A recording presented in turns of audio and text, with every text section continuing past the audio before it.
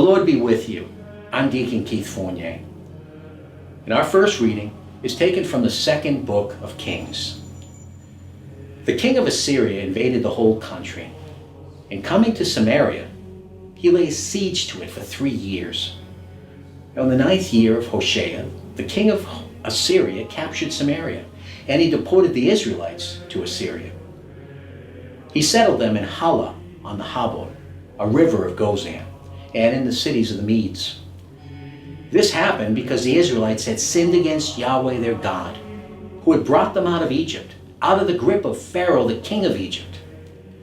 They worshipped other gods. They followed the practices of the nations which Yahweh had dispossessed for them. And yet through all the prophets and the seers, Yahweh had given Israel and Judah this warning: turn from your wicked ways and keep my commandments and my laws in accordance with the entire law which I laid down for your fathers and delivered to them through my servants, the prophets. But they would not listen.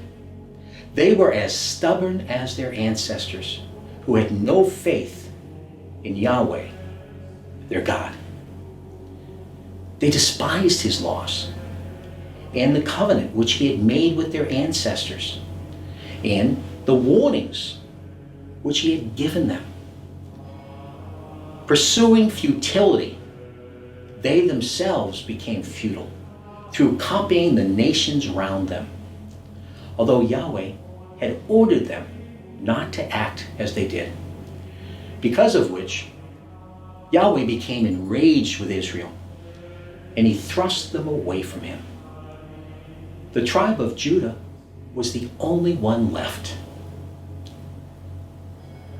Our responsorial psalm is taken from Psalm 60. You have forced your people to drink a bitter draught, forced us to drink wine that made us reel. You gave a signal to those who fear you, to let them escape out of range of the bow, to rescue those you love. Save with your right hand and answer us.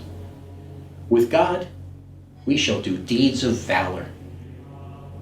He will trample down our enemies.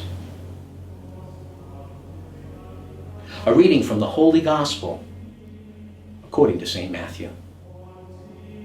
And Jesus said, do not judge, and you will not be judged, because the judgments you give are the judgments you will get. And the standard you use will be the standard used for you. Why do you observe the splinter in your brother's eye and never notice the great log in your own? And how dare you say to your brother, let me take that splinter out of your eye, when look, there's a great log in your own? Hypocrite!